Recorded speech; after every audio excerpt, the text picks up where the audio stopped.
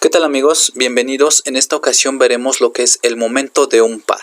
Un par se define como dos fuerzas paralelas que tienen la misma magnitud con sentidos contrarios y estas están separadas por una distancia perpendicular d. Podemos observar que si realizamos la sumatoria de fuerzas, esta nos daría 0. Sin embargo, al aplicar estas dos fuerzas con la misma magnitud y en sentido contrario a algún cuerpo, lo que tendríamos prácticamente es que este cuerpo estaría girando en alguno de los sentidos. La forma de calcular el momento de un par es obtener la distancia perpendicular a cada una de estas fuerzas y realizar el producto de la fuerza por la distancia. Por lo tanto, para este primer ejemplo tendríamos un momento de un par de 120 libras por pulgada. El resultado de este momento está representado por esta flecha de color verde y este vector de este momento siempre va a ser perpendicular al plano formado por estas dos fuerzas. En este segundo ejemplo tenemos nuevamente un par de fuerzas con una distancia perpendicular de 4 pulgadas. Por lo tanto, si calculamos el momento de este par de fuerzas, nuevamente tendríamos 120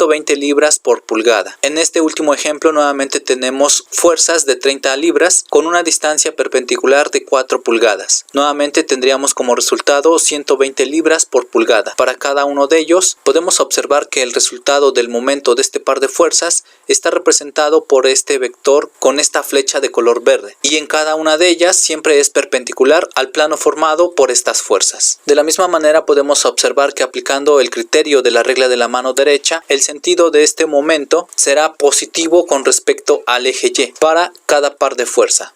Por otra parte, si se desea calcular el momento de un par de fuerzas en el espacio con respecto a un punto, tendríamos que realizar la sumatoria de los momentos de cada una de las fuerzas. Por lo tanto, tendríamos el momento de la fuerza positiva con respecto al origen, más el momento de la fuerza negativa con respecto al origen. Para realizar cada uno de estos momentos, recordemos que vamos a utilizar el producto cruz, en donde tendríamos la distancia RA cruz la fuerza positiva y la distancia RB cruz la fuerza negativa.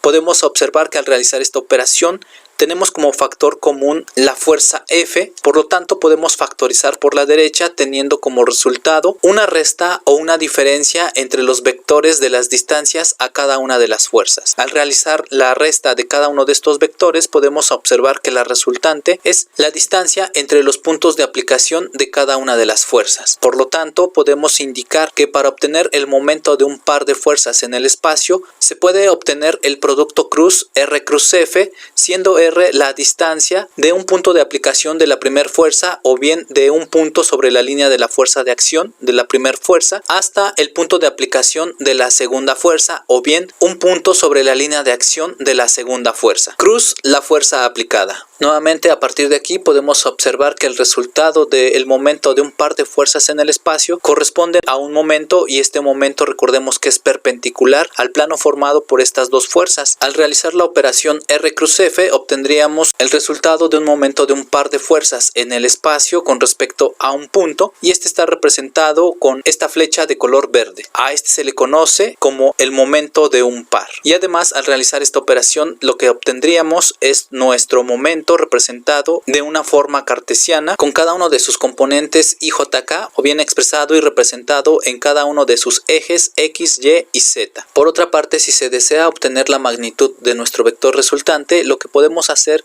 es obtener la distancia perpendicular entre cada uno de estos vectores y simplemente aplicar el producto de la fuerza por la distancia. En el caso de que no se cuente directamente con la distancia perpendicular y se tiene la distancia entre los puntos de aplicación de las fuerzas, podemos obtener mediante un análisis trigonométrico esta distancia perpendicular, ya que si nosotros obtenemos el ángulo formado entre la distancia y alguna de las fuerzas, podemos utilizar la función seno obteniendo el producto de la hipotenusa, que sería R, por el seno del ángulo, ya que este nos estaría dando el cateto opuesto correspondiente a la distancia perpendicular. Por lo tanto, la operación completa sería realizar el producto de la magnitud de R por la fuerza por el seno del ángulo. Y con esto estaríamos obteniendo la magnitud de nuestro momento de par. Así que de esta manera podemos representar nuestro momento perpendicular al plano formado por las fuerzas y nuestra distancia perpendicular a cada una de ellas, recordando siempre utilizar la regla de la mano derecha para definir el signo de nuestro momento, siempre apuntando con los 4 dedos de nuestra mano derecha en sentido de la dirección de la aplicación de la fuerza, y extendiendo nuestro dedo pulgar estaríamos indicando el signo de nuestro momento. En este caso se puede observar un signo positivo. Por lo tanto, si nosotros obtenemos el momento de un par de fuerzas, obtendríamos el vector de un momento perpendicular al plano formado por estas dos fuerzas. Siendo este un vector libre, se puede trasladar al origen de nuestro sistema de referencia, y una vez trasladado al origen lo podemos descomponer en cada una de sus componentes x, y y z. De la misma manera, si nosotros tenemos las componentes de algún momento en x, y, z, podemos realizar la suma de los momentos y obtener el momento resultante. Bien, por este video ha sido todo. Hasta luego.